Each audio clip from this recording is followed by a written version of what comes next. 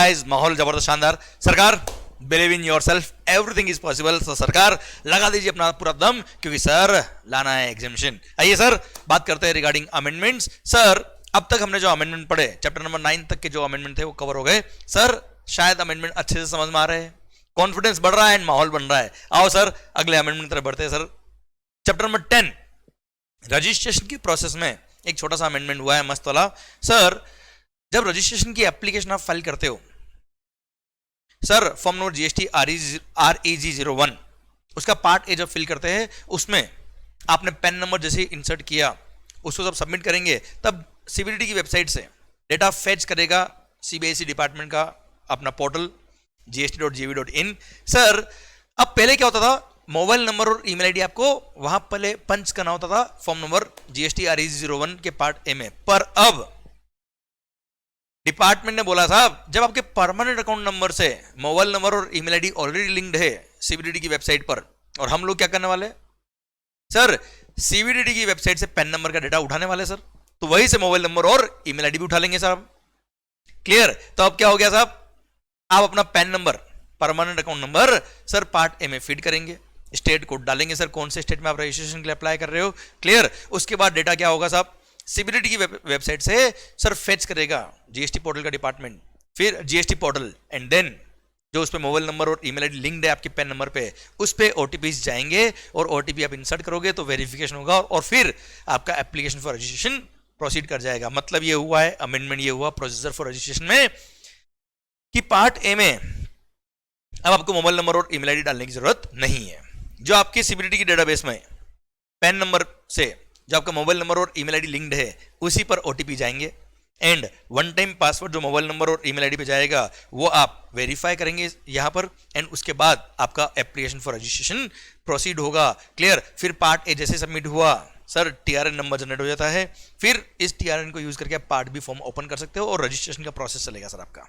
Clear? Done. तो mobile number और email ID आपको यहां पर जीएसटी में रजिस्ट्रेशन कराते वक्त अलग से पंच नहीं करना है। जो पैन नंबर से मोबाइल नंबर और ईमेल आईडी आपका लिंक्ड है, वही से डेटा फेच करेगा सीबीएसई का डिपार्टमेंट भी। ओके? और उसी मोबाइल नंबर और ईमेल आईडी पर ओटीपी जाएंगे, उससे आपका मोबाइल नंबर और ईमेल आईडी वेरीफाई हो जाएगा। क्लियर? ठीक।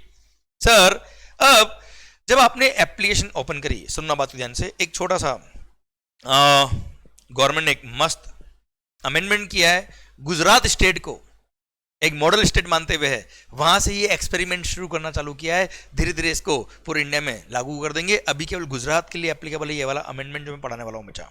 क्लियर? कहां पर? Only in the state of Gujarat. ठीक है? अब क्या हुआ तुम्हें समझाता हूं बेटा। जैसे आपको रजिस्ट्रेशन का प्रोसीजर पता है, आप पार्ट ए सबमिट करेंगे, टीआरएन नंबर जनरेट हो जाएगा, टीआरएन को यूज करके पार्ट बी ओपन हो जाएगा, पार्ट बी के अंदर सारी इंफॉर्मेशन आप फिल करेंगे, उसको सबमिट करेंगे, तब आपसे आधार ऑथेंटिकेशन मांगेगा बेटा।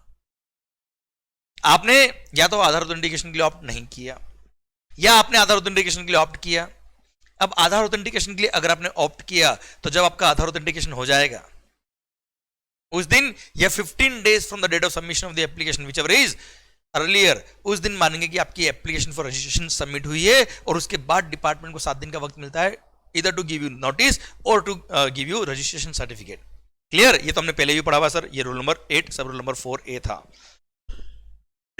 अब साहब यहां पे गुजरात स्टेट के लिए क्या बोल दिया है, अब अच्छा धीरे धीरे अभी ये पूरे इंडिया में एप्लीकेबल करेंगे, अभी केवल गुजरात में एप्लीकेबल है सर। ये सर क्या बोल दिया है पे, with effect from 26th of December 2022, if the applicant is applying for GST registration in the state of Gujarat, then the following additional procedure needs to be followed by the applicant. Additional procedure क्या होगा साहब, सुनना ध्यान से।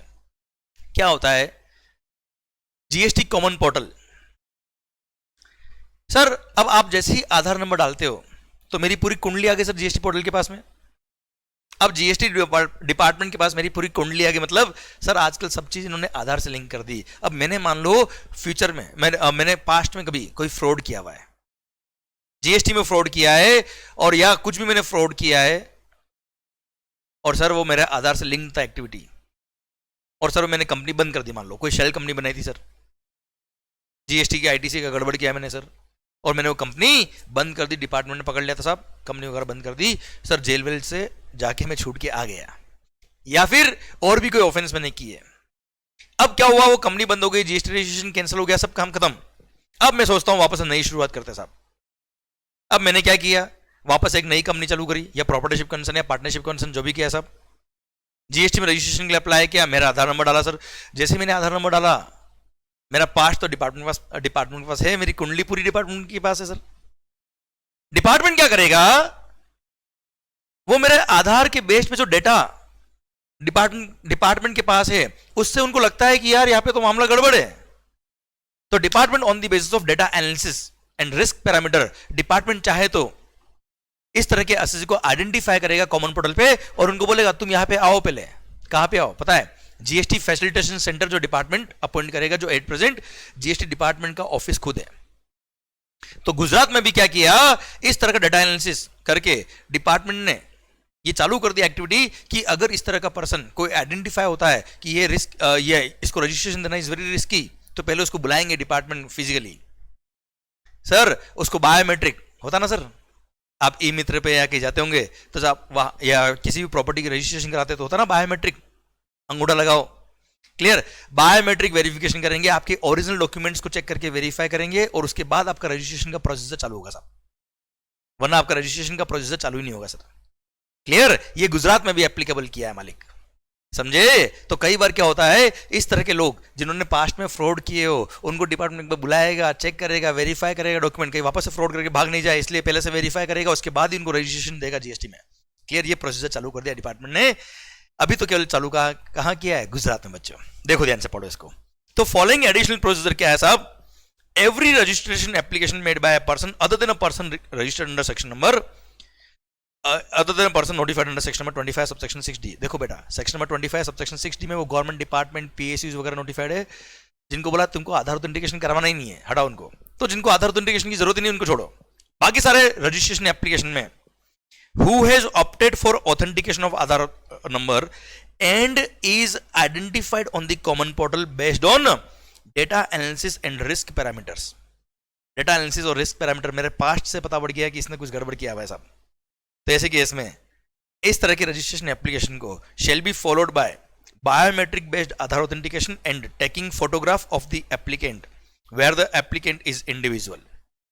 Individual ने खुद ने apply किया तो उसका फोटोग्राफ लेंगे, बायोमेट्रिक लेंगे, एंड जैसे कंपनी है, कंपनी के इसमें डायरेक्टर्स, मैनेजिंग डायरेक्टर्स और of such individuals in relation to applicants as notified under section number 25 subsection 6C। जैसे होता ना, इंडिविजुअल के अलावा कोई और पर्सन है, जैसे एचयूएफ है तो करता, तो जो सेक्शन नंबर 25 सबसेक्शन 6C में नोटिफाई किया हुआ कि इन लोगों को आधार ऑथेंटिकेशन करवाना पड़ेगा, तो सर उन लोगों को आना पड़ेगा डिपार्टमेंट, क्लियर। और ऐसे केस में उनका बायोमेट्रिक बेस्ड आधार ऑथेंटिकेशन करेंगे, फोटोग्राफ लेंगे, and sir along with the verification of the original copy of the document, original copy of document मंगाएंगे, उसको वेरीफाई करेंगे, उसके बाद ही इनका रजिस्ट्रेशन एप्लीकेशन प्रोसीड होगा। Uploaded with the application in form number GST RE01। RE01 में आपने जो भी सर आइडेंटिफिकेशन के डॉक्यूमेंट्स अपलोड किए वो सब ओरिजिनल लेके आइए। At one of the facilitation centre notified by the commissioner. One of the facilitation centre मतलब फैसिलिटेशन सेंटर एट प्रेजेंट क्या है, जीएसटी डिपार्टमेंट ही है बेटा, ऑफिस जाना पड़ेगा डिपार्टमेंट के। Notified by the commissioner for the purpose of this approval and the application shall be deemed to be complete. Application shall be, देखना ध्यान से क्या लिखा है, deemed to be complete only after completion of the process laid down under this proviso. मतलब आपकी application for registration complete हुई है तभी मानेंगे जब आपका बायोमेट्रिक हो गया डिपार्टमेंट जाके, ओरिजिनल डॉक्यूमेंट से वेरिफिकेशन हो गया है, फोटोग्राफ हो गया है सर आपका, क्लियर सर। उसके बाद ही मानेंगे कि आपकी एप्लीकेशन सबमिट हुई है, अदरवाइज एप्लीकेशन सबमिट ही नहीं हुई है मानेंगे सर, क्लियर डन। वापस रिपीट कर देता हूं बच्चा में, प्रोविजन क्या ऐड हुआ है, रूल नंबर 8 सब रूल नंबर 4A में एक प्रोवाइजो ऐड किया गवर्नमेंट ने और बोल दिया क्या सर, एवरी रजिस्ट्रेशन एप्लीकेशन जिसने आधार ऑथेंटिकेशन के लिए ऑप्ट किया है, वहां पे डिपार्टमेंट को अगर लगता है कि आधार ऑथेंटिकेशन करते वक्त वो Aadhaar number on the basis of data analysis and risk parameter, ऐसा लगता है कि इस एसएससी को, इस एप्लीकेंट को, या इन इंडिविजुअल्स को, या इन पर्संस को जिनका आधार ऑथेंटिकेशन रिक्वायर्ड है, इनको सर आइडेंटिफाई, इनको वेरिफिकेशन, इनके सारे डॉक्यूमेंट्स वेरीफाई करने चाहिए, इनको बुलाना चाहिए। तो ऐसे केस में उन लोगों को पहले डिपार्टमेंट बुलाएंगे, फैसिलिटेशन सेंटर पे बुलाएंगे, physical sir documents, original document मंगाएंगे इनसे, उनको वेरीफाई करेंगे, बायोमेट्रिक से वेरिफिकेशन होगा, इनका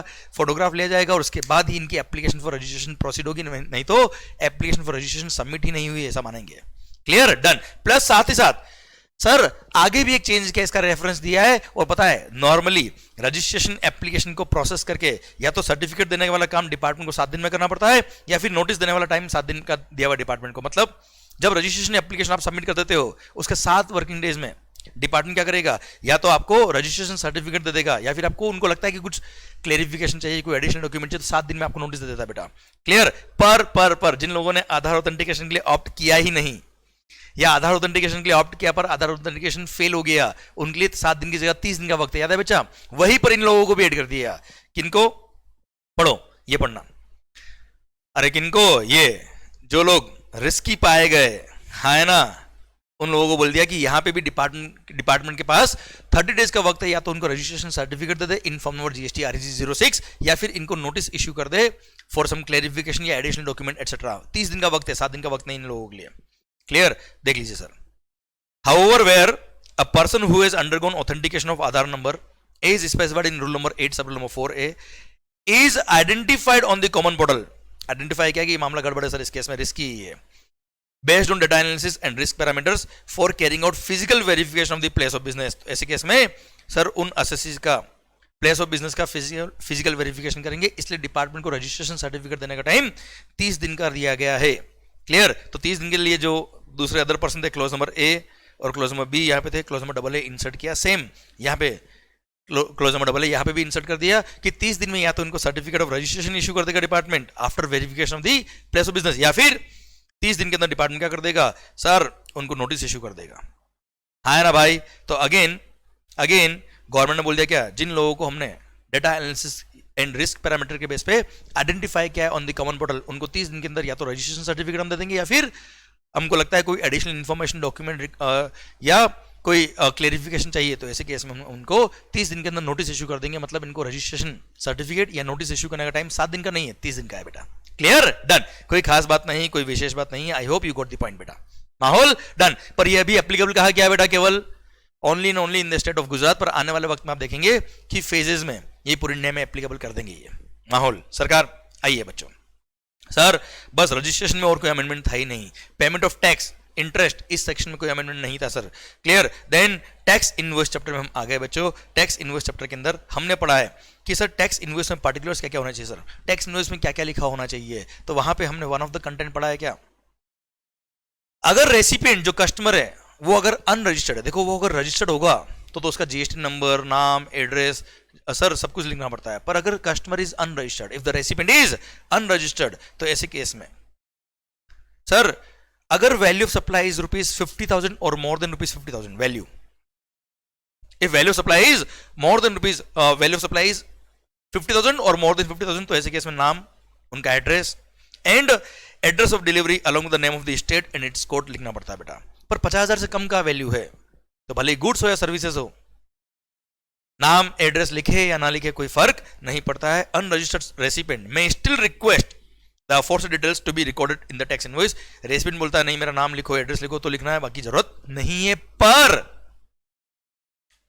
इररेस्पेक्टिव ऑफ वैल्यू, मतलब 50,000 से कम की वैल्यू भी है और कस्टमर अनरजिस्टर्ड है, पर अगर आपने सर्विसेज सप्लाई करी through some electronic commerce operator या आप OIDR सर्विस सप्लाई कर रहे हो, if you are supplying OIDR services, online information और डेटाबेस एक्सेस और रिट्रीवल सर्विसेज, या आप सर्विसेज सप्लाई करो थ्रू ECO। अच्छा सर्विसेज के लिए ये बेटा ये जो प्रोविजन है गुड्स के लिए नहीं है, वहां पे इररेस्पेक्टिव वैल्यू 50,000 से कम वैल्यू तो भी सर आपको कस्टमर का, रेसिपिएंट का नाम, address along with its pin code, name of the state and the said address shall be deemed to be address on the record of the recipient। Sir मतलब नाम, उसका address, pin code, state का नाम, state code, ये आपको लिखना ही है अगर आपने सर्विसेज सप्लाई करी थ्रू इलेक्ट्रॉनिक कॉमर्स ऑपरेटर, या आप अगर OIDR सर्विस सप्लाई कर रहे हो तो ऐसे केस में आपको ये मेंशन करना पड़ेगा। क्लियर? और जो आपने एड्रेस लिखा है उस एड्रेस को माना जाएगा that is the address on record of the recipient. Sir place of supply में बोलते हैं ना बेटा कि रेसिपिएंट का एड्रेस ऑन रिकॉर्ड अगर है तो उसका location shall be the place of supply, कुछ केसेस में बेटा, तो उस पर्पस के लिए ये माना जाएगा कि यही लोकेशन ऑफ द रेसिपिएंट है। क्लियर? डन। सर पढ़ लीजिए इसको। However, where any taxable service is supplied by or through an ECO or by a supplier of OIDR service, to a recipient who is unregistered. देखो recipient अगर registered तो सारी information होगी। Recipient अगर unregistered है और अगर आपने सर्विसेज सप्लाई करी थ्रू ईसीओ, या आप खुद एक ईसीओ हो या आप ओआईडीआर सर्विस सप्लायर हो, तो ऐसे केस में irrespective of value of such supply a tax invoice issued by the registered person shall contain the name and address of the recipient along with its pin code and the name of the state and the said address। name of the state लिखना पड़ेगा, pin code लिखना पड़ेगा, नाम और address लिखना पड़ेगा, और जो एड्रेस आपने लिखा है वही एड्रेस ऑन रिकॉर्ड माना जाएगा for the purpose of GST. Clear? Done, कोई खास बात नहीं। आइए सर, अच्छा ओआईडीआर सर्विस सप्लायर और ईसीओ के केस में रेसिपिएंट अगर अनरजिस्टर्ड है तो उसके एड्रेस ऑन रिकॉर्ड से प्लेस ऑफ सप्लाई में इफेक्ट आएगा, इसलिए पॉइंट लिखवाया गवर्नमेंट ने। आइए मालिक, सर हमने नेक्स्ट पढ़ा हुआ है सर क्या, मान लो मेरी एक दुकान है सर, मेरे कस्टमर्स अनरजिस्टर्ड है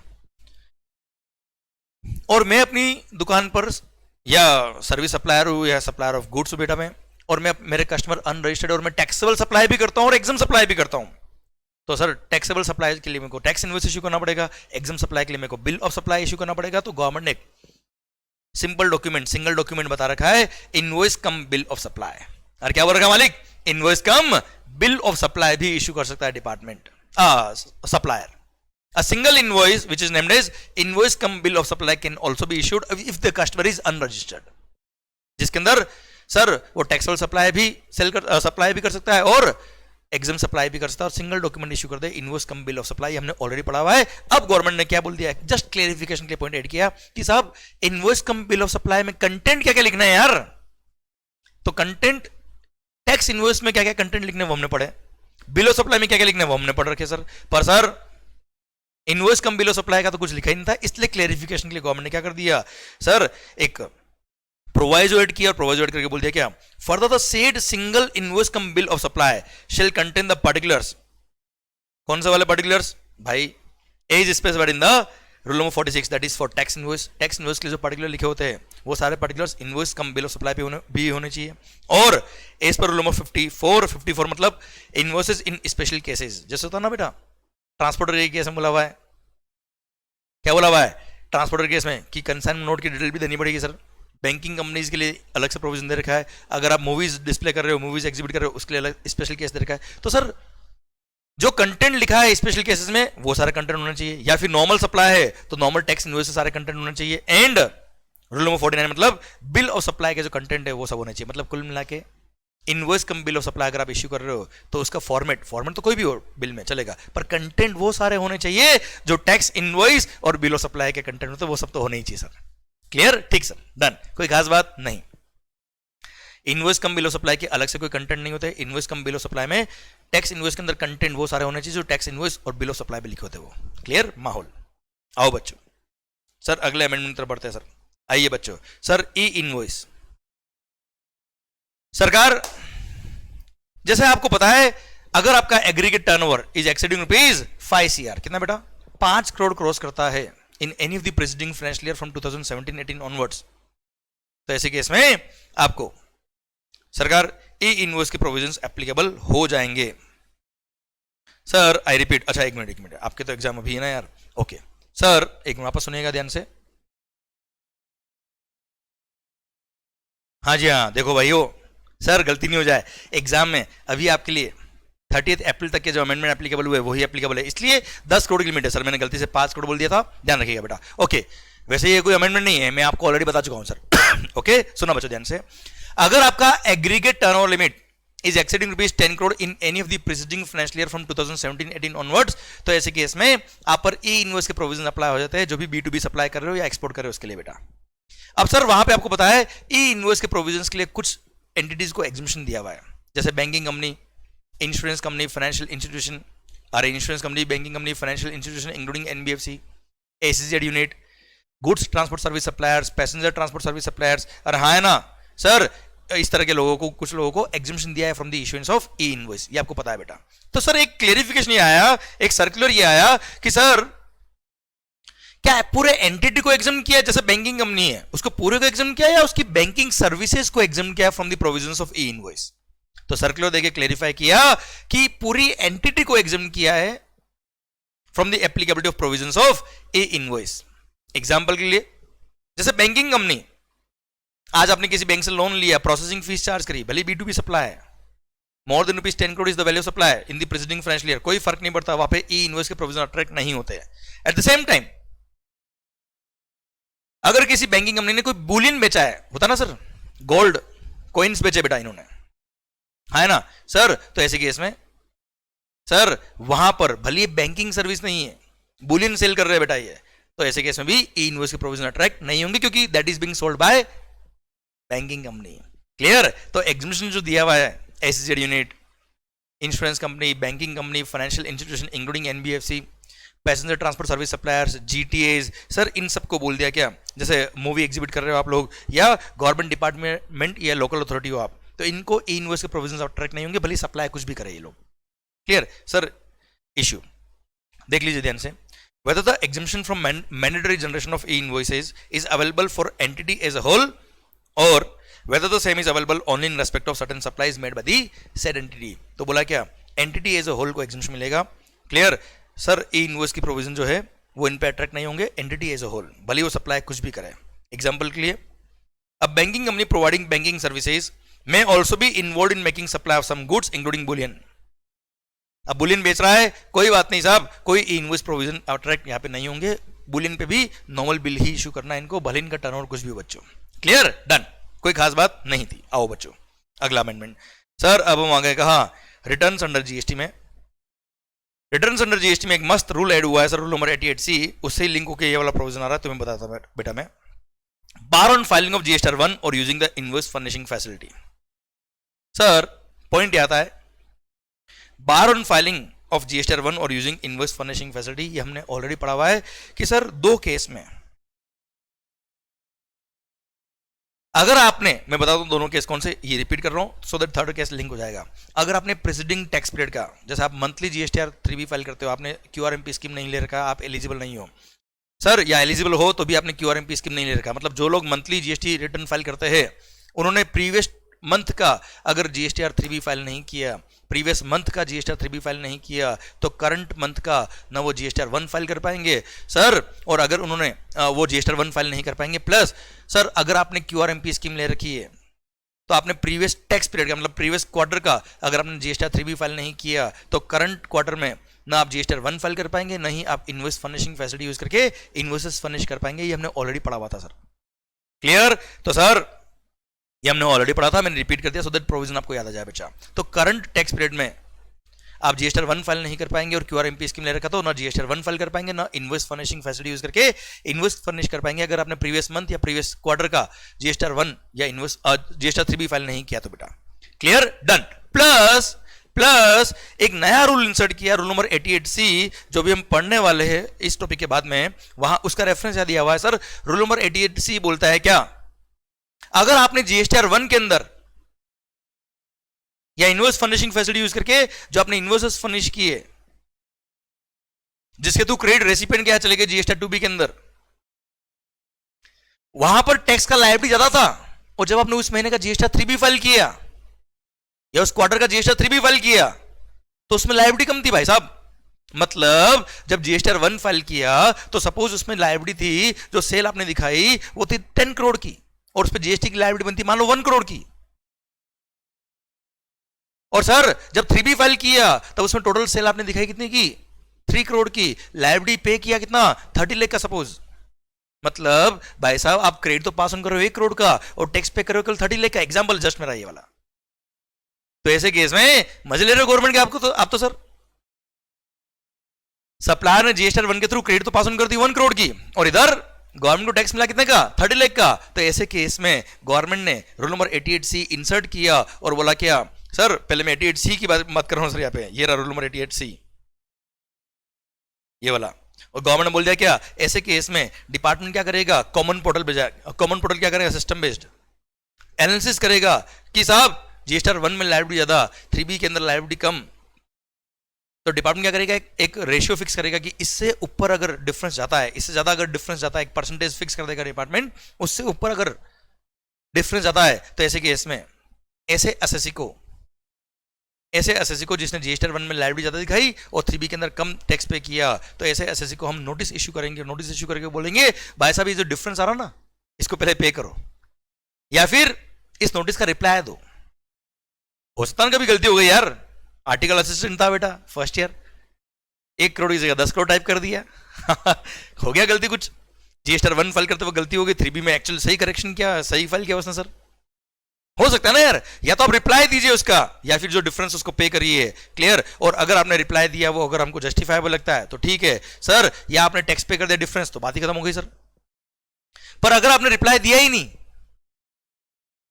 या आपने रिप्लाई दिया पर वो जस्टिफाइबल नहीं था, प्लस आपने डिफरेंस अमाउंट ऑफ टैक्स पे भी नहीं किया, तो ऐसे केस में सर यहां पर हमको बोल दिया है क्या, नेक्स्ट मंथ का आपको ना तो जीएसटी 1 फाइल करने देंगे, ये रहा सर, ये प्रोविजन किया, नेक्स्ट मंथ का ना तो आपको जीएसटी 1 फाइल करने देंगे, ना इनवॉइस फर्निशिंग फैसिलिटी यूज करने देंगे अगर आपने क्यूआरएमपी स्कीम ले रखी, प्लस जो अमाउंट आपका डिफरेंस आ रहा है वो हम डायरेक्ट रिकवरी शुरू कर देंगे as per provisions of section number 79, recovery proceeding शुरू कर देंगे आपके अगेंस्ट। समझे मेरी बात, डन, ये रूल नंबर 88C खत्म होता है अब। पर मैं अब एक काम करता हूं, आपको पढ़ा भी देता हूं लैंग्वेज बेटा इसकी, समझे। आई थिंक रूल समझ में आया, मजा आया सर आपको, वापस रिपीट करता हूं बेटा मैं। अच्छा, पहले मैं आपको सिंस यहां पे रूल नंबर 88C का रेफरेंस आ रहा था और 88C के बेस पे ही ये वाला रूल, ये वाला पॉइंट ऐड किया है यहाँ पे, इसलिए मैंने आपको 88C पहले पढ़ाया बेटा। 88C का मैंने आपको मीनिंग बताया क्या होता है, एक बार मैं आपको 88C डिटेल में वापस से समझा देता हूं बच्चा, फिर हम उस पॉइंट को वापस से पढ़ लेंगे sir. Okay, manner of dealing with the difference in liability reported in statement of outward supplies and that reported in return. अच्छा चलो एक बात और कर लेता हूं आपसे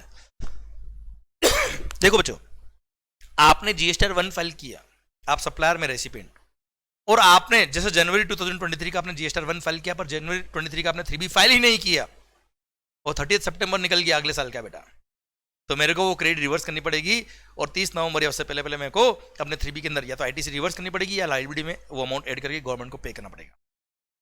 क्लियर, बाद में जब आप पे करोगे तब मेरे को, जब बाद में जब 3B फाइल करोगे तब मैं आई कैन रीअवेल द क्रेडिट, ये हमने पढ़ा हुआ है आईटीसी चैप्टर में rule number 37A।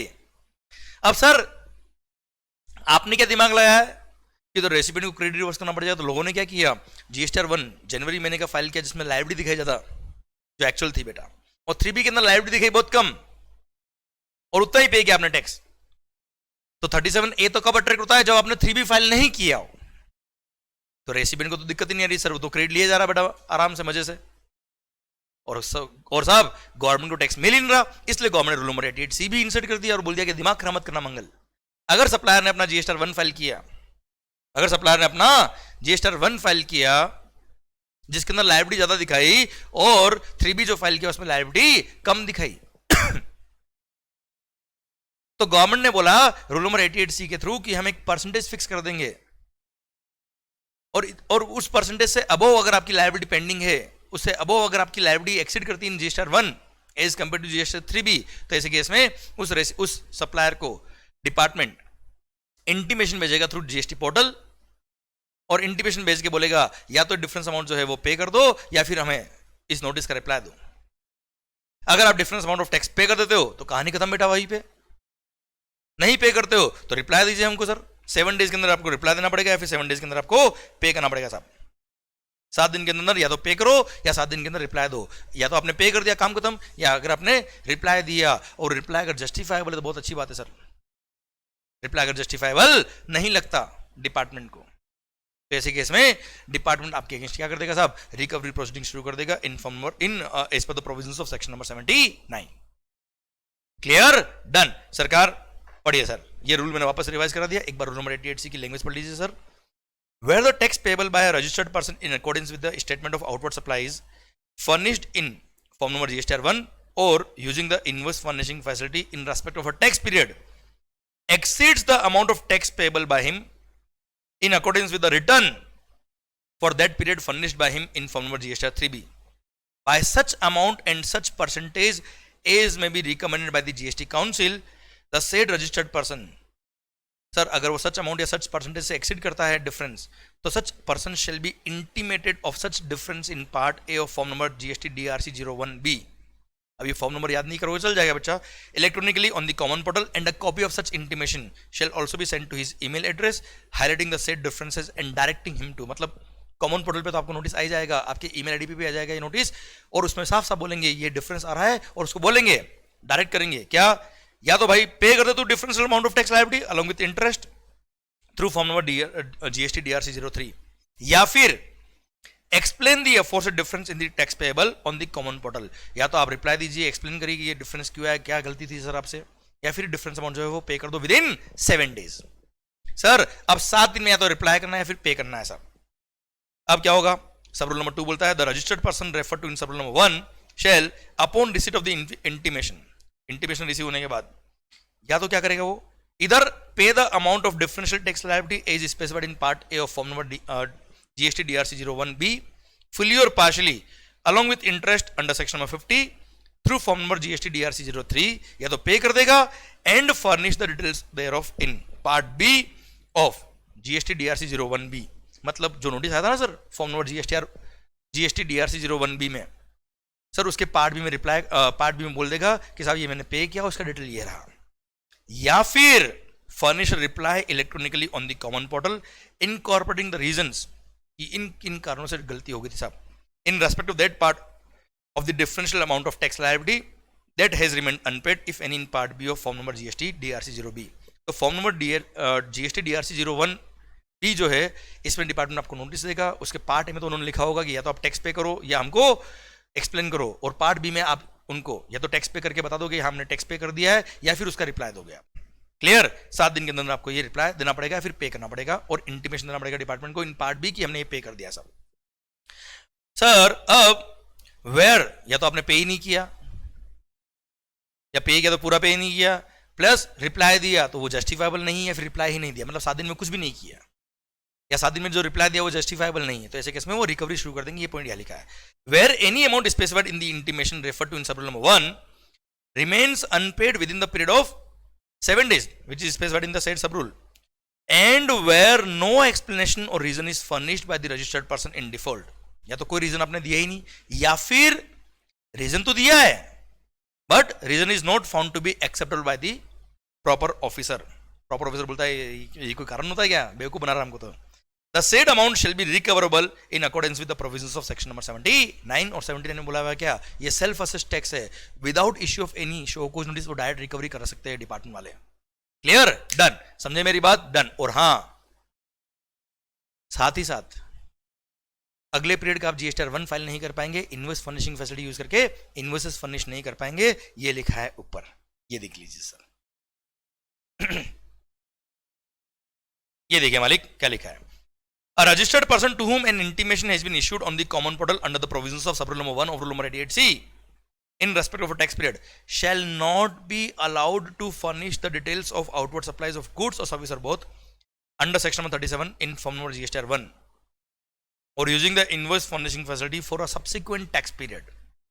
Next tax period का आपको ना GSTR 1 फाइल करना देंगे, ना हम इनवॉइस फर्निशिंग फैसिलिटी यूज करके इनवॉइसेस फर्निश करना देंगे, unless he has either deposited the amount specified in the said intimation। या तो आपने वो अमाउंट पे कर दिया तो ठीक है साहब, या फिर और has furnished a reply explaining the reasons for any amount remaining unpaid as required under the provisions of sub rule number 2 of rule number 88C। मतलब या तो आप रिप्लाई दे दो 7 दिन के अंदर, या आप अमाउंट पे कर दो, तो आपका सब्सिक्वेंट पीरियड का GSTR 1 हम या इनवॉइस फर्निशिंग फैसिलिटी यूज करके इनवॉइस फर्निश करना देंगे, नहीं तो GSTR 1 और इनवॉइस फर्निशिंग फैसिलिटी आपके लिए ब्लॉक कर दी जाएगी बच्चों। क्लियर माहौल सरकार, आई होप ये रूल नंबर 88C समझ में आया, मस्त रूल था सर ये वाला। सर लेट फाइलिंग फी, अगर आप रिटर्न लेट फाइल करते हो तो उसके लिए लेट फाइलिंग फी क्या है वो हमने ऑलरेडी पढ़ी हुई सर, पर एनुअल रिटर्न फाइल करने में अगर आप लेट हो गए, एनुअल रिटर्न फाइल करने में अगर आप लेट हो गए तो उसकी लेट फाइलिंग फी कितनी है बेटा, ₹100 पर डे, ये CGST का लेट फाइलिंग फी, और 0.25% of the turnover of the registered person in the state whichever is lower। CGST का लेट फाइलिंग फी कितना है बेटा, ₹100 पर डे और 0.25% of the turnover in the state whichever is lower। अब 0.25% of the turnover in the state ये भी बहुत बड़ा अमाउंट होता है बच्चों, और ₹100 पर डे ये भी बड़ा अमाउंट होता है बेटा, whichever is lower। इसलिए सिंस लेट फाइलिंग फी बहुत ज्यादा होती है सर ये वाली, और एनुअल रिटर्न लेट फाइल कर रहे हो अगर आप, एनुअल रिटर्न फाइल करने में अगर आप लेट हो गए तो ऐसे केस में लेट फाइलिंग फी गवर्नमेंट ने क्या की बेटा, रिड्यूस करी है। The government is reduce the late filing fee for delay in filing of the annual return for the financial year 2022-23 onwards. उससे पहले वाले नहीं बेटा, 22-23 ऑनवर्ड्स अगर आप एनुअल रिटर्न फाइल करने में लेट होते हो तो लेट फाइलिंग फी कितना होगा, देखिए ध्यान से।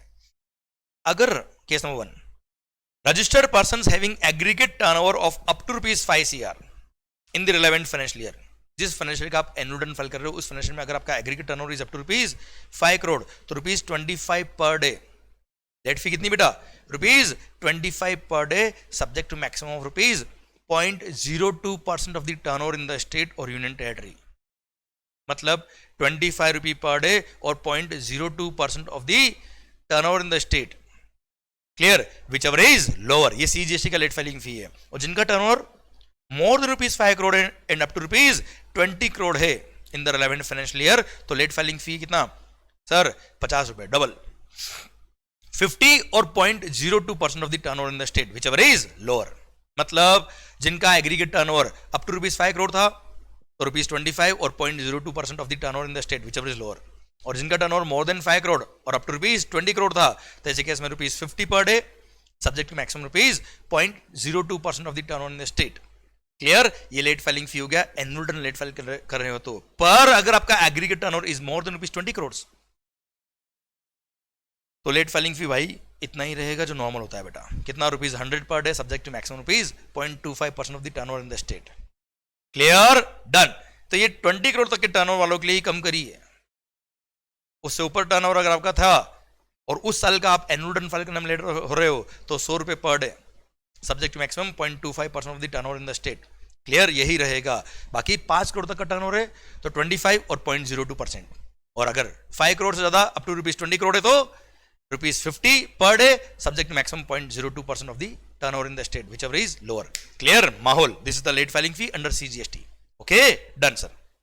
आइए बच्चों, अब बढ़ रहे हम कहा? रिफंड्स अंडर जीएसटी वाले चैप्टर की तरफ, रिफंड्स अंडर जीएसटी वाले टॉपिक की तरफ। कि साहब रिफंड्स में क्या चेंज हुआ है? खास बात कोई अमेंडमेंट नहीं है, एक सिंपल सा पॉइंट ऐड हुआ है तो मैं बताता हूं बच्चों। सर पता है आज मान लो मैं अगर जीएसटी में रजिस्टर्ड नहीं हो या आप एंड कंज्यूमर हो बच्चों,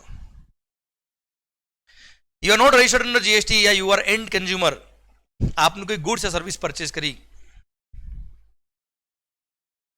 अब सर वहां पे मैं सप्लायर, आप रेसिपिएंट, मैं मान लो बिल्डर हूं, आपने फ्लैट बुक कराया, आपने ऑफिस बुक कराया, मैंने आपसे कोई अमाउंट ले लिया एडवांस में, उस पर जीएसटी का अमाउंट ले लिया, गवर्नमेंट को पे कर दिया, कल को कॉन्ट्रैक्ट कैंसिल हो गया किसी कारण से। क्लियर? अब आप मेरे से रिफंड लेने आते हो, अब मान लो रिफंड लेने आते हो मेरे से और मेरा क्रेडिट नोट इश्यू करने का टाइम लिमिट निकल गया बच्चा। क्रेडिट नोट इश्यू करने का टाइम कितना बेटा? फाइनेंशियल खत्म होने के बाद 30 नवंबर। याद आया बच्चों आपको? ये actual filing of annual return which ever is earlier निकल गया बेटा, 2 साल बाद अब आए, कॉन्ट्रैक्ट कैंसिल हो गया इसलिए। अब मैं बोलूंगा भाई जीएसटी का क्रेडिट नोट तो मैं इश्यू कर ही नहीं सकता, गवर्नमेंट मेरे को जीएसटी का रिफंड देगी नहीं, तो मैं तो आपको जीएसटी का अमाउंट काट के बाकी का जो वैल्यू वो जरूर रिफंड कर दूंगा बेटा। तो अब ऐसे केस में बर्डन तो आपने बोन किया टैक्स का, अब टैक्स का बर्डन आपने बोन किया, now you can claim the refund, क्योंकि ultimately doctrine of unjust enrichment बोलता है क्या? जिसने बर्डन बोन किया टैक्स का उसको रिफंड मिलना चाहिए बेटा। तो आपने बर्डन बोन किया है टैक्स का, आपको रिफंड मिलना चाहिए। Now you will apply for refund. तो सर जब एंड कंज्यूमर रिफंड के लिए अप्लाई कर रहा है उसका प्रोसीजर पहले डिफाइंड नहीं था, अभी आगे एक सर्कुलर बता रहा हूं मैं आपको, आगे प्रोसीजर बता रहा हूं, रूल बता रहा हूं, जहां पे पूरा रिफंड का सिस्टम दिया है बच्चा। अनरजिस्टर्ड पर्सन अगर रिफंड के लिए अप्लाई करता हो, यहां पे डॉक्यूमेंट्स के लिए सर पता है अगर amount of refund is exceeding ₹2 lakh तो सीए का सर्टिफिकेट चाहिए बेटा, हाँ है ना? तो सर अनरजिस्टर्ड पर्सन अगर रिफंड के लिए अप्लाई कर रहा है तो ना तो उसको सेल्फ डिक्लेरेशन देना है, ना उसको सीए का सर्टिफिकेट चाहिए कि बर्डन उसने बोन किया है। सेल्फ डिक्लेरेशन भी देने की जरूरत नहीं बेटा, 2 लाख से कम का अमाउंट होता है, 2 लाख या उससे कम अमाउंट होता है तो सेल्फ डिक्लेरेशन देना पड़ता है कि मैंने बर्डन बोन किया, वो भी जरूरत नहीं सर इसके अंदर। पढ़ो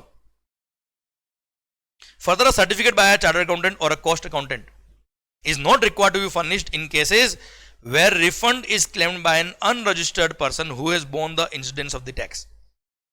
अनरजिस्टर्ड पर्सन जिसने इंसिडेंस ऑफ टैक्स बोर्न किया है उसको कोई सीए के सर्टिफिकेट की जरूरत रिक्वायर्ड नहीं है। क्लियर? हम आगे बात करेंगे सर, इसका पूरा प्रोसीजर देगा, हम बात करते हैं सर आगे। सरकार चलिए, बीच में एक सर्कुलर और है, बस एक सर्कुलर और है और कुछ भी नहीं सर, पूरे रिफंड चैप्टर में बेटा कोई अमेंडमेंट नहीं बच्चा। अच्छा लास्ट टाइम हमने पढ़ा था, पिछली बार आपने पढ़ा होगा, इन्वर्टेड ड्यूटी स्ट्रक्चर के रिफंड के फॉर्मूला में एक अमेंडमेंट हुआ था सर। अमेंडमेंट क्या हुआ था सर? इन्वर्टेड ड्यूटी स्ट्रक्चर का मान लो रेट ऑफ टैक्स है 5%, तो इन्वर्टेड ड्यूटी स्ट्रक्चर के केस में केवल इनपुट्स के आईटीसी का रिफंड मिलता है। तो रिफंड के फॉर्मूला में अमेंडमेंट ये हुआ था कि इनपुट्स का जो आईटीसी एलोकेट हुआ है टुवर्ड्स इन्वर्टेड ड्यूटी स्ट्रक्चर वाले सप्लाई के लिए, माइनस करेंगे खुद का लायबिलिटी बेटा। अब खुद का इन्वर्टेड ड्यूटी स्ट्रक्चर का जो लायबिलिटी था उसको भी अपोर्शन करेंगे among the ITC of inputs and input services.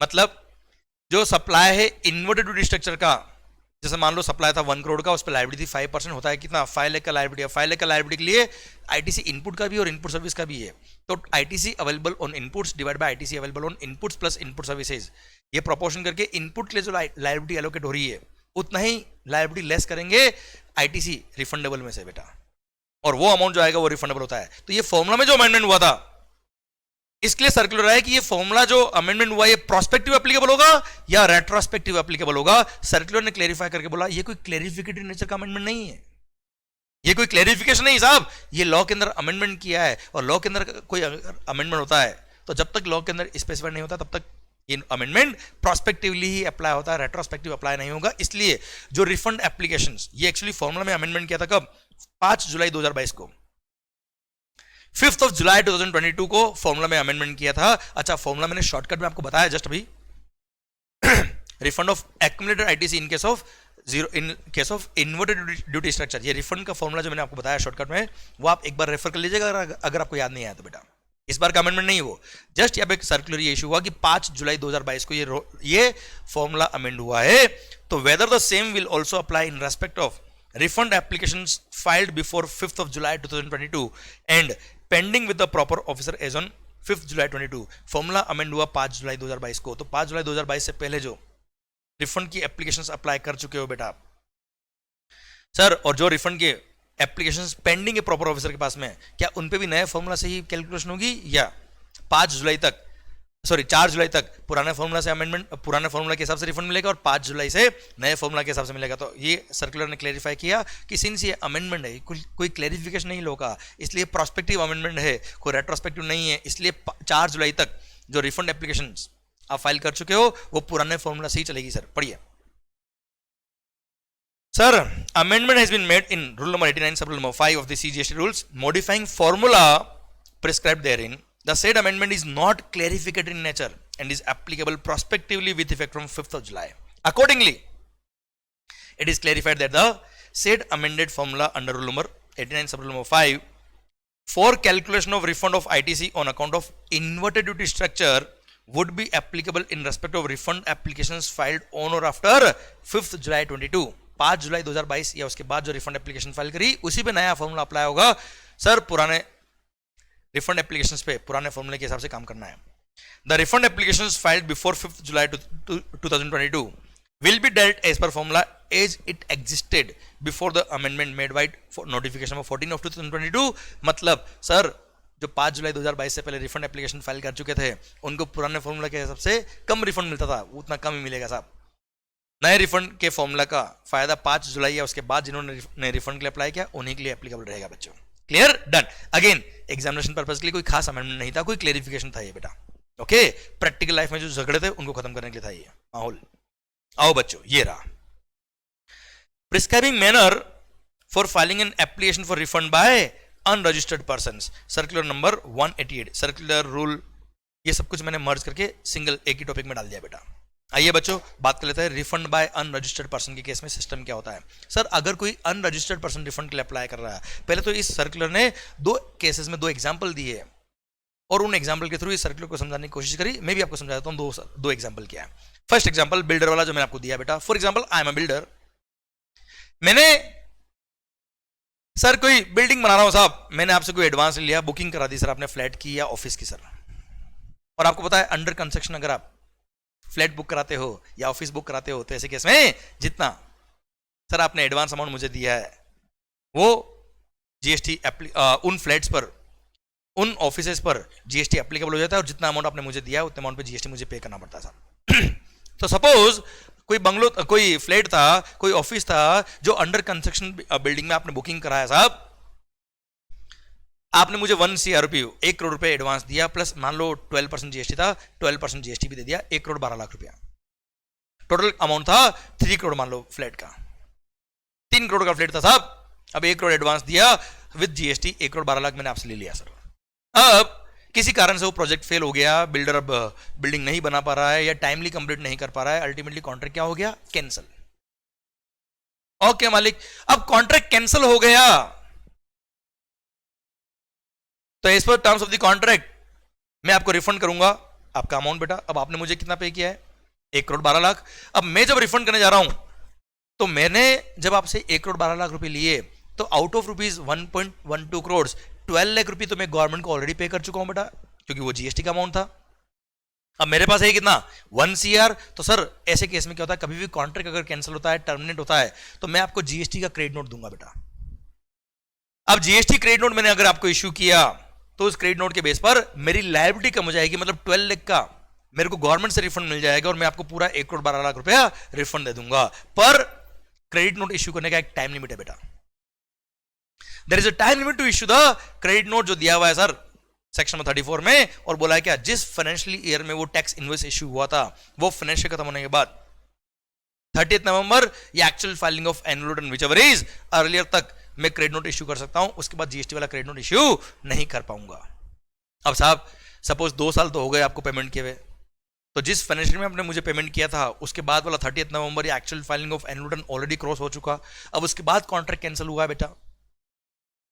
अब आपने मुझे 1,12,00,000 रुपए दिए, मैं क्या बोलता हूं, भाई साहब 12 लाख तो गए गवर्नमेंट के पास, अब गवर्नमेंट मेरे को रिफंड नहीं दे रही थी, मैं आपको कैसे रिफंड दूं? मैं तो आपको 1 करोड़ ही दूंगा साहब। तो क्या 12 लाख लुट गए? तो वहां गवर्नमेंट ने यहां सर या रूल प्रिस्क्राइब किया और बोला क्या, चिंता मत कर, अनरजिस्टर्ड पर्सन रिफंड देंगे, हम तेरे को रिफंड देंगे, क्योंकि अल्टीमेटली आपने बर्डन बोन किया है, कॉन्ट्रैक्ट कैंसिल हो गया, तो sir you can apply for refund. और ऐसे केस में जिस दिन वो कॉन्ट्रैक्ट कैंसिल हुआ है, आई रिपीट, जिस दिन वो कॉन्ट्रैक्ट कैंसिल हुआ है, जिस दिन वो आपको लेटर दिया मैंने टर्मिनेशन का, वहां से 2 साल के अंदर you can apply for refund of rupees 12 lakh. अच्छा, कॉन्ट्रैक्ट कैंसिल हुआ, मैंने 1 करोड़ रुपए आपको दे दिया, उस पर जो जीएसटी बनता था वो गवर्नमेंट साहब डायरेक्ट लेके आएंगे। अब सर आपके दिमाग में बहुत सारे क्वेश्चन आएंगे कि सर मैं तो जीएसटी में रजिस्टर्ड ही नहीं हूं, सर मैं रिफंड कैसे लेके आऊंगा, गवर्नमेंट कैसे देगा? वो सब यहाँ पे रूल प्रिस्क्राइब करके बताया गवर्नमेंट ने कैसे रिफंड मिलेगा, वो मैं आपको पढ़ाने वाला हूं अभी सर। चलिए एक केस तो ये, एक और एग्जाम्पल देता बेटा मैं। मान लो आपने कोई इंश्योरेंस कंपनी से इंश्योरेंस पॉलिसी ली बेटा, वन टाइम इंश्योरेंस स्कीम था बेटा, वन टाइम इंश्योरेंस प्रीमियम था बेटा। आपने gross amount of premium, single premium policy थी, मान लो फॉर एग्जांपल आपने 10 लाख रुपए मेरे को एक साथ प्रीमियम पे कर दिया, ठीक है मालिक। अब 10 लाख रुपए का आपने मुझे इंश्योरेंस का प्रीमियम पे कर दिया, उस पर जो जीएसटी था वो मैंने गवर्नमेंट को पे कर दिया। अब 10 साल का इंश्योरेंस था वो बेटा, बीच में ही इंश्योरेंस का कॉन्ट्रैक्ट कैंसिल हो गया, और सर जब कॉन्ट्रैक्ट कैंसिल होता है तो सरेंडर वैल्यू या कुछ अमाउंट मैंने आपको रिफंड किया बेटा। अब कुछ अमाउंट मैंने रिफंड किया तो अगेन आप क्या बोलते हो साहब, मान लो 10 लाख में से मैंने आपको 3 लाख रुपए रिफंड किए, तो आप बोलते हो भाई साहब मैंने 10 लाख प्लस जीएसटी का अमाउंट दिया था आपको, तो आपको रिफंड तो 3 लाख प्लस जीएसटी का मिलना चाहिए। तो ऐसे केस में गवर्नमेंट ने यहां पे बोला, अच्छा ऐसे केस में अगेन वो जो इंश्योरेंस कंपनी वो बोलती है क्या, हमने 10 लाख पे पूरा जीएसटी गवर्नमेंट को पे कर दिया, अब क्रेडिट नोट इश्यू करने का टाइम लिमिट निकल चुका, अब हमको गवर्नमेंट रिफंड नहीं देगा तो हम आपको जीएसटी का अमाउंट कैसे रिफंड दे? तो again this is the fit case for this provision.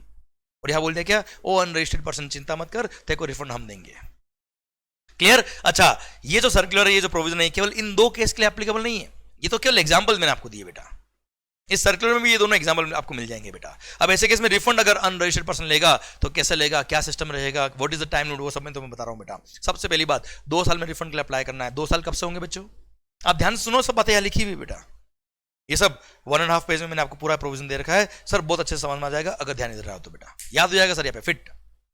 सबसे पहली बात, 2 साल में रिफंड के लिए अप्लाई करना है। अब 2 साल कब से सर? वैसे रिलेवेंट डेट देखा जाए तो वहां लिखा है क्या, date of receipt of goods और सर्विस और बोथ, जिस दिन रेसिपिएंट को गुड्स और सर्विस और बोथ रिसीव होता है वहां से 2 साल के अंदर वो रिफंड के लिए अप्लाई कर सकता है। अब ऐसे केस में तो आपको सर्विसेज रिसीव ही नहीं हुई, कॉन्ट्रैक्ट पहले ही कैंसिल हो गया, तो 2 साल कब से काउंट करेंगे? जब आपने एडवांस दिया था वहां से? नहीं नहीं नहीं, जिस दिन लेटर ऑफ टर्मिनेशन, जिस दिन कॉन्ट्रैक्ट कैंसिल होता है उसका लेटर आपको रिसीव होता है, वहां से 2 ईयर के अंदर अनरजिस्टर्ड पर्सन रिफंड के लिए अप्लाई कर सकता है। सेकंड बात, कितने अमाउंट के जीएसटी के रिफंड के लिए अप्लाई कर पाएगा? जितना अमाउंट बिल्डर या वो सर्विस सप्लायर, इंश्योरेंस कंपनी या कोई भी है, वो अनरजिस्टर्ड पर्सन को जितना रिफंड कर दे रही है उतना प्रोपोर्शनेट उस पर जो जीएसटी का अमाउंट बनता है उतना रिफंड कस्टमर को मिलेगा, अनरजिस्टर्ड पर्सन को मिलेगा सर। एग्जांपल, जैसे आपने फ्लैट के केस में मेरे को 1 CR प्लस 12%, 1,12,00,000 रुपए दिए थे बेटा, कॉन्ट्रैक्ट कैंसिल हो गया, मैं अगर आपको पूरा 1 करोड़ रिफंड दे रहा हूं तो पूरा 12 लाख आपको रिफंड मिलेगा गवर्नमेंट से।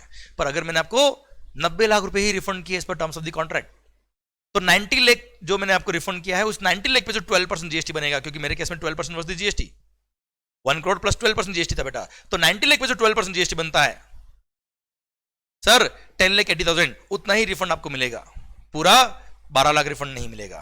क्लियर?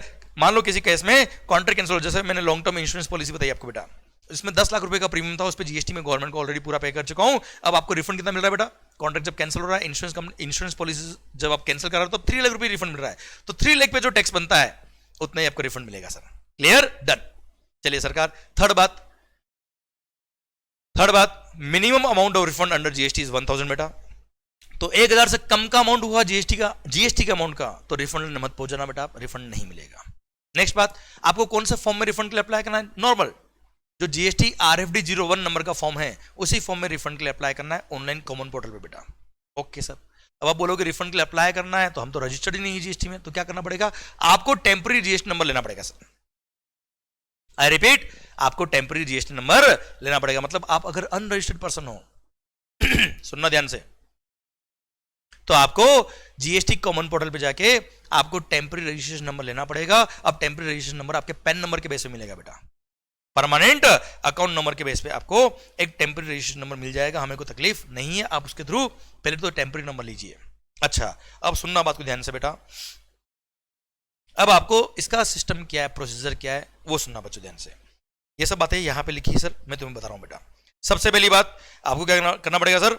एक टेम्पररी रजिस्ट्रेशन के लिए अप्लाई करना पड़ेगा, टेम्पररी रजिस्ट्रेशन अप्लाई करना पड़ेगा on the basis of your PAN number, और आपको अप्लाई करना पड़ेगा रिफंड के लिए in form number GST RFD 01 refund for unregistered person के column, refund for unregistered person वाले टैब को सेलेक्ट करके रिफंड के लिए अप्लाई करना है। अब सर टेम्पररी रजिस्ट्रेशन जो होता है बेटा, वो कहाँ लेना है, कैसे लेना है बेटा? सबसे पहली बात, आपको जो कॉमन पोर्टल पे टेम्पररी रजिस्ट्रेशन नंबर लेना है on the basis of your pan लेना है, परमानेंट अकाउंट नंबर के बेस पे आपको रजिस्ट्रेशन सर्टिफिकेट के लिए अप्लाई करना पड़ेगा।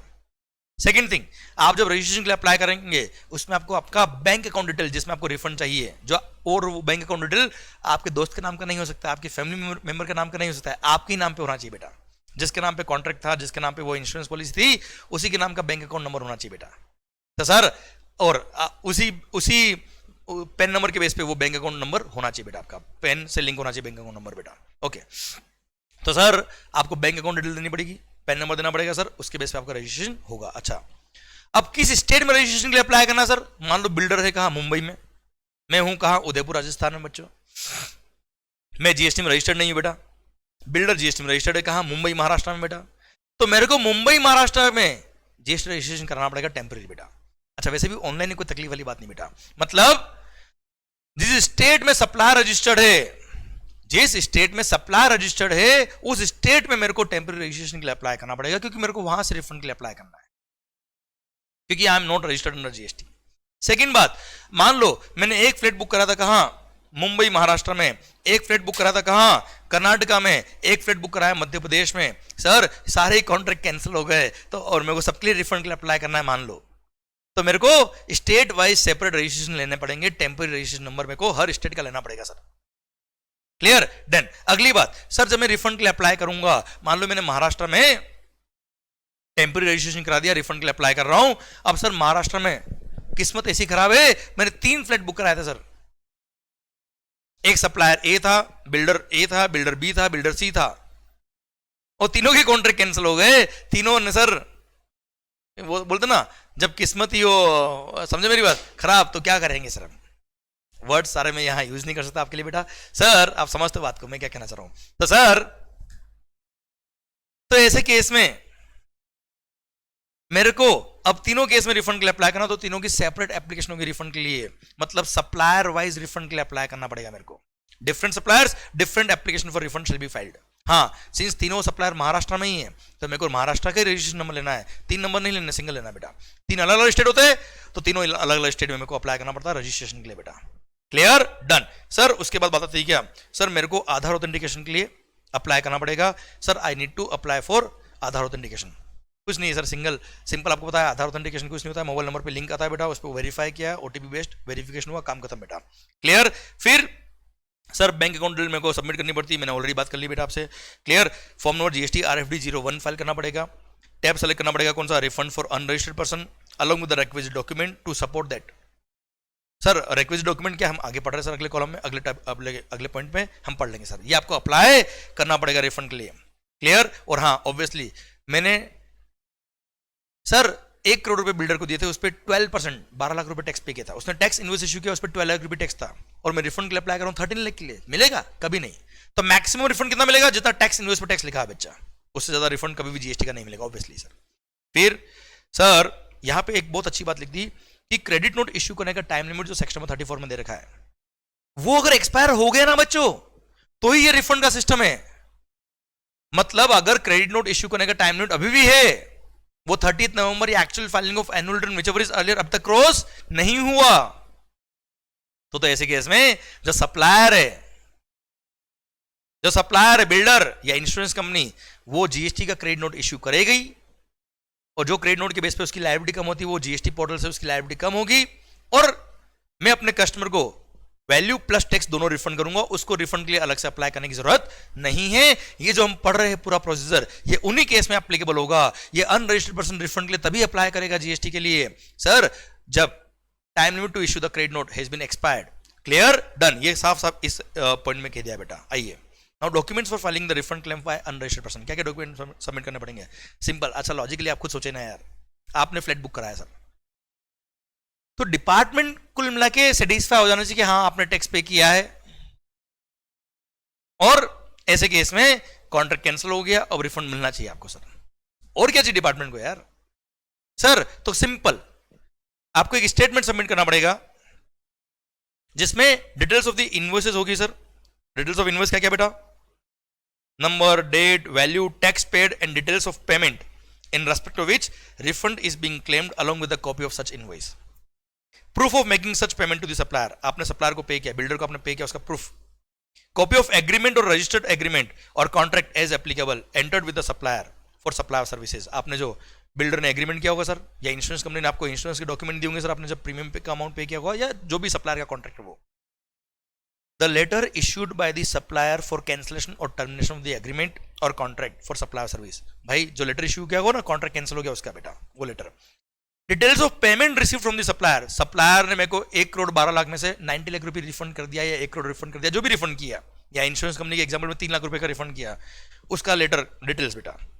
अगेंस्ट कैंसिलेशन और termination of such agreement along with proof thereof बेटा, ठीक है साहब। तो कुल मिला के किन किन टैक्स इनवॉइस के अगेंस्ट आपने पेमेंट किया, वो टैक्स इनवॉइस की सारी डिटेल, आपने सप्लायर को पेमेंट किया था उसका डिटेल, उसका प्रूफ सर, फिर कॉन्ट्रैक्ट जो कैंसिल हुआ उसका लेटर, एंड सप्लायर ने आपको कितना रिफंड किया उसका एविडेंस, उसका अमाउंट और उसका एविडेंस कितना अमाउंट रिसीव हुआ, प्लस एक सप्लायर से आपको सर्टिफिकेट लेना पड़ेगा, बिल्डर से या इंश्योरेंस कंपनी से। इस एग्जांपल में सर्टिफिकेट क्या लेना पड़ेगा साहब, कि जो आपने अनरजिस्टर्ड पर्सन को सर्विसेज दी थी, जिसके रेस्पेक्ट में वो रिफंड के लिए अप्लाई कर रहा है अनरजिस्टर्ड पर्सन, वो टैक्स का अमाउंट गवर्नमेंट को इस सप्लायर ने पे किया था, बाद में कॉन्ट्रैक्ट कैंसिल हुआ है, और कॉन्ट्रैक्ट कैंसिल होने की वजह से मैंने बिल्डर ने न तो उसका जीएसटी क्रेडिट नोट इश्यू किया है, न उसके रिफंड के लिए उसने अप्लाई किया, न वो रिफंड के लिए कभी अप्लाई करेगा।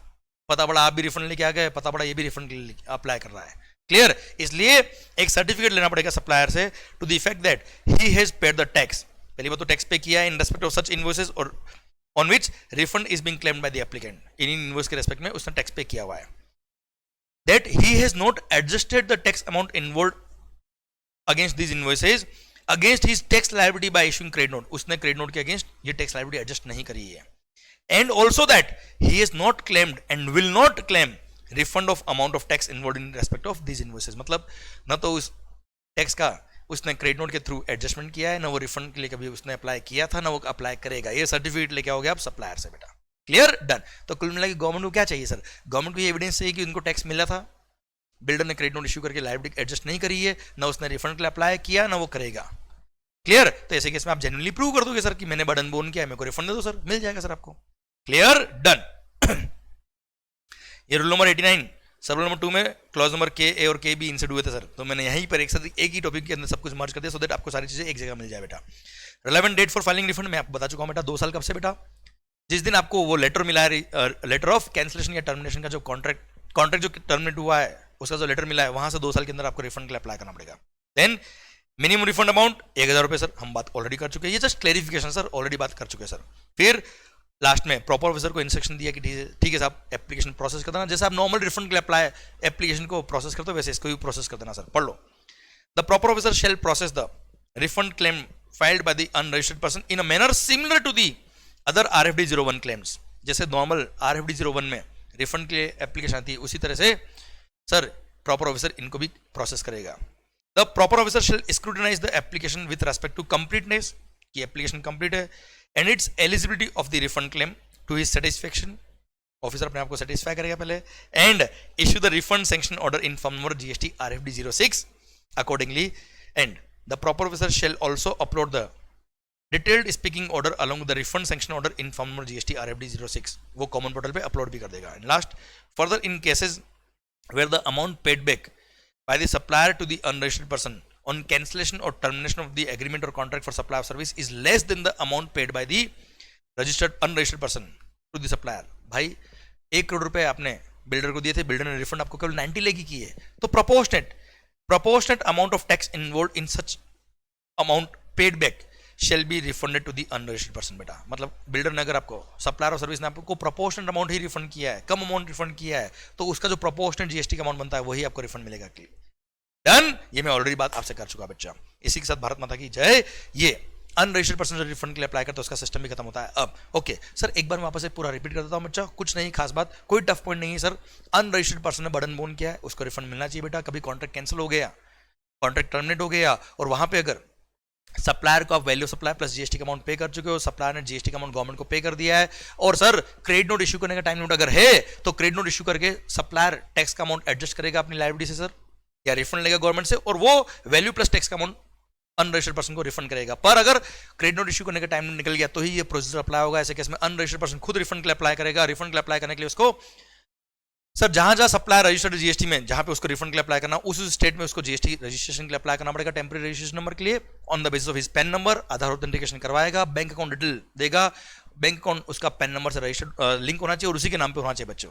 क्लियर। अब ऐसे केस में वो RFD 01 में अप्लाई करेगा, साथ में डॉक्यूमेंट अटैच करेगा कि साहब मैंने इतना, ये मेरा टैक्स इनवॉइस है जिसके केस मैंने सर्विसेज ली थी पर बाद में कॉन्ट्रैक्ट कैंसिल हो गया, इतना अमाउंट मैंने सप्लायर को पे किया था, इसका एविडेंस ये रहा सर।